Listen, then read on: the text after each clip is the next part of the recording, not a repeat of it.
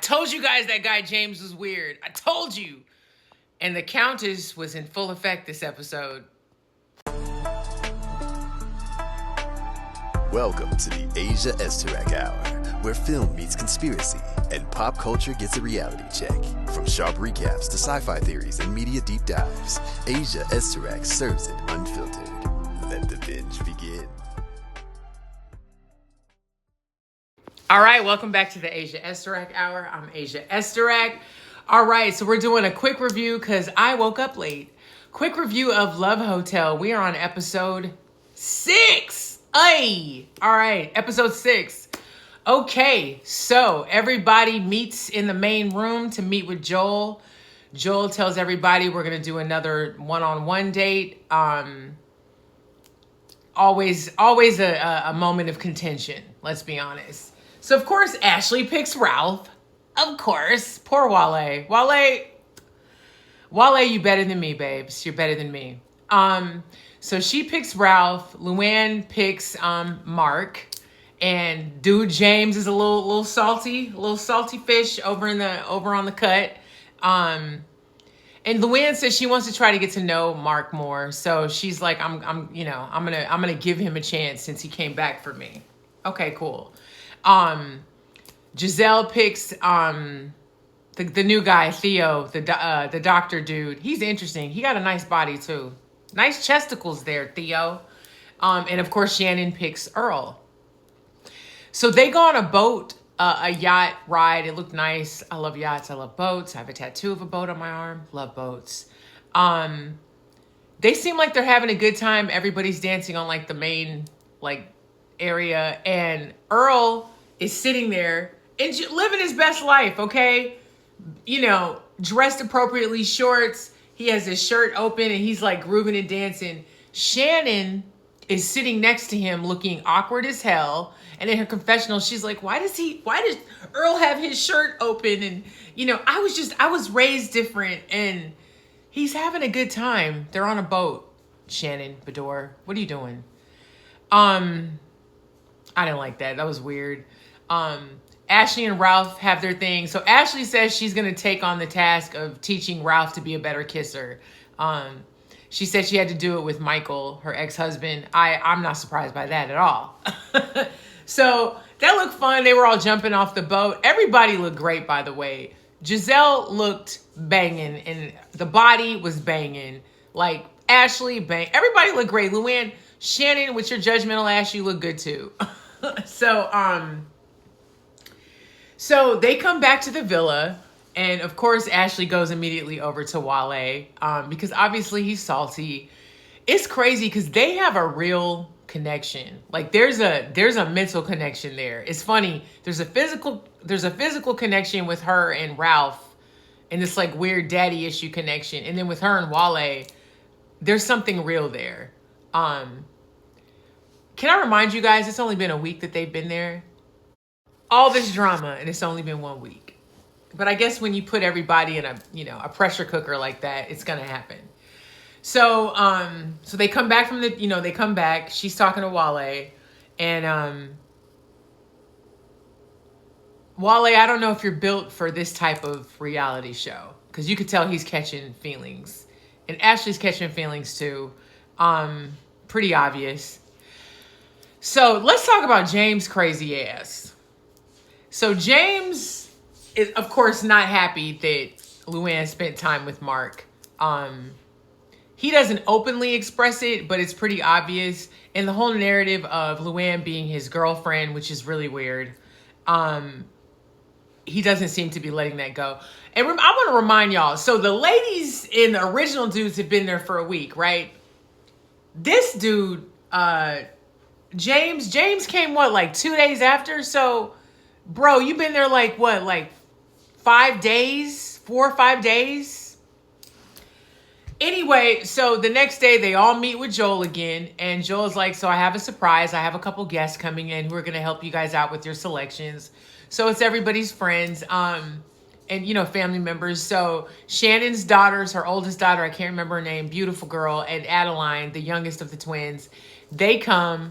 Ashley's friend Brant shows up. And Giselle's friend Cal, if you watch Potomac, you know who Cal is. I love Cal. Is that why Giselle's hair looked extra good as fuck? Giselle's hair this entire episode, y'all. Oh my God. Giselle was, I mean, just giving. Beautiful this episode. But anyway, Cal comes out. Luann has Cynthia Bailey. Cynthia Bailey is all over these different shows this year, and I'm here for it. I love me some Cynthia Bailey. And I didn't know that her and Luann are like real friends. And what's funny, they're very similar when it comes to like the classiness stuff. They're very similar in that regard. So I could see how they're friends. And obviously the connection to New York, because, you know, Cynthia lived there when she was actively modeling. So they all come in, and Joel basically tells them, you guys are going to pick one person, and your friend or family member wants to talk to them about dating you. You guys are going to go all on a date. So, of course, Shannon picks Earl. Shannon, you put all your eggs in one basket. I'm going to save you for last because I have a lot to say about Shannon Bedore specifically and this connection with Earl. So they go off to, I think they go to make guacamole. They take a guacamole making class. Luann, Cynthia, and James, I cannot remember what class they went to. Not James, I'm sorry. Luann, Cynthia, and Mark. That was another thing. She picks Mark, I'm sorry. Which, of course, you know, James again. Salty boots. So it's him, Cynthia, and Mark. And you know what? I totally left this out, y'all. So let me back up real quick before we get to the one-on-one dates. So the ladies and the friends hang out with all the prospective partners of whoever they like. Cynthia is sitting there next to James across from Luann, Mark, and this other dude who's irrelevant, but he seems like he's going to be very relevant next episode. And they're talking about dating, and Cynthia's asking the men questions to get to know them. And James is sitting next to her, hugged up. At one point, had his hand over Cynthia's. And let me tell you something. The Countess and Luann came out. I like the way Luann handled this. I really do. I thought it was very classy. Because me, I would have been like, what the fuck is you doing? She didn't do that. So she was like, James, be a gentleman. Be respectful. Why are you all over my girlfriend? You're supposed to be all over me. Which was wild how she checked him like that in the moment. I thought that was really, really interesting. So Brant with Ashley is sitting down with Ralph and Wale, and he's basically asking them like their goals. And then he goes, to Wale, how would you feel about being a stepdad? And he's like, well, it would depend on the kids. So they all start laughing, and he's like, it's true. I mean, if the kids don't like you, he's right. I feel like Wale is checking out of this situation. It felt very, just his response in that scene. I was like, the body language, the facial expressions. I was like, he don't like this. And actually, that's your fault because you was going too heavy and hard with him. Meanwhile, looking over at Ralph. So, of course, Ralph has all the great answers because he's grown. And he's like, well, I've had stepchildren because I've been married. And, it's a slow and gradual thing. And, of course, Ashley's melting over that. Ashley, you got some serious daddy issues. Because why would you want to be interested in a 62-year-old man and you're like in your mid-30s? I don't know, girl. I don't know. But whatever. So that was an interesting conversation. I felt the invisible tension. I don't know if it was invisible because I felt it through the TV screen. Wale and Ralph are fine. The issue is Wale and Ashley. And the issue is Ashley. But the issue is also Wale because you're on a reality television dating show. Come on, bro. And of course, Shannon is sitting with her daughters and Earl. They're asking him every question under the sun about his lifestyle and asking him where he lives. Earl and Shannon have very opposite lifestyles. And I don't like that she keeps referring to his life as simple and all that. Yes, it is. It's a slower pace. I just feel like last week she called him simple and said that he would be a lot easier than the Adam dude. And then this week she's bringing the simple thing again. And then her whole criticizing him on the boat, not to his face, but about him with the shirt open. Shannon, you seem very difficult. You just seem difficult. And I still remember your first season with David Bedore. And I know that David was no angel, but baby, I don't think you're an angel either. Not by any stretch of the imagination. And I find it interesting. Well, I'm gonna get to that later. But Earl and her Earl has like, he's like an outdoorsy dude. He likes his boat and shit, his yacht, his whole thing. And, you know, he had mentioned that because the daughters asked him about Shannon and her lifestyle. And he was like, have you ever dated somebody who was expensive? And he was like, no, I haven't. And he's like, I know she eats out every day. You know, there's a lot of differences there. Anyway, so they all come back to Joel. This is what I skipped. And then they all go on their separate dates. They pick who they want to go with. Obviously, Shannon picks Earl. Luann picks Mark, which of course James was salty about. But their exchange with Cynthia was not good. He was hanging on Cynthia. That was a bit much. I don't know if he liked Cynthia. I just get the vibe that James is a little bit handsy and possessive. I get possessive. Because calling her, saying that he's in love with her is ridiculous. Absolutely ridiculous. You don't even know her that well. Come on, bro. And so the one-on-one date, Ashley picks Ralph and Brent. And what's crazy, I cannot remember what they did on their one-on-one. I cannot remember at all. Cal and Gizelle. Gizelle picks Phil. So let's get to their date.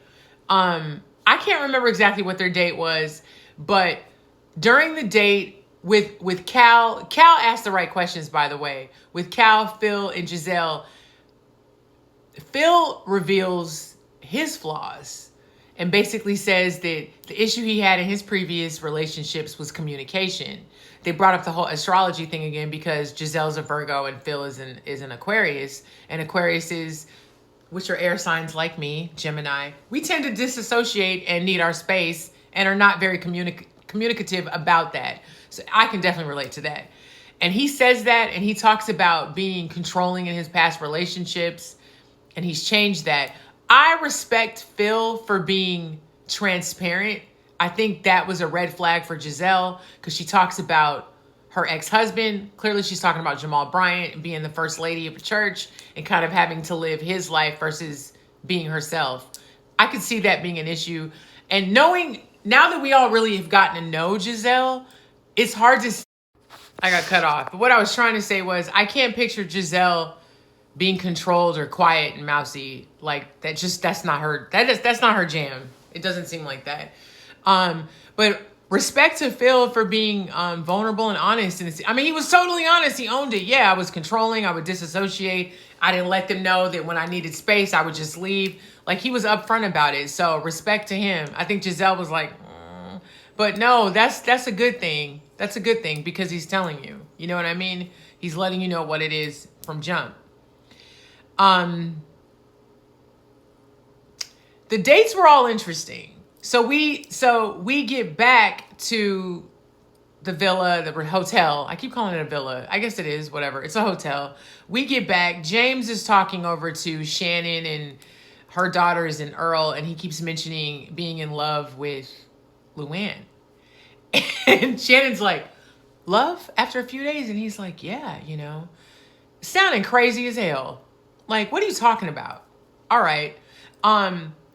Meanwhile, Luann in her confessional talks about her reservations with Mark. And she said that in the first episode. Mark reminded her of her past relationships in New York, and she didn't want to do that. And through their one-on-one date, we learned that he pretty much only dates younger women. Nothing wrong with that, but it's interesting that he's going hard for Luann. Luann, I don't know if Mark is the one for you, baby. And I don't know if James is the one for you either. I don't know. I haven't looked to see.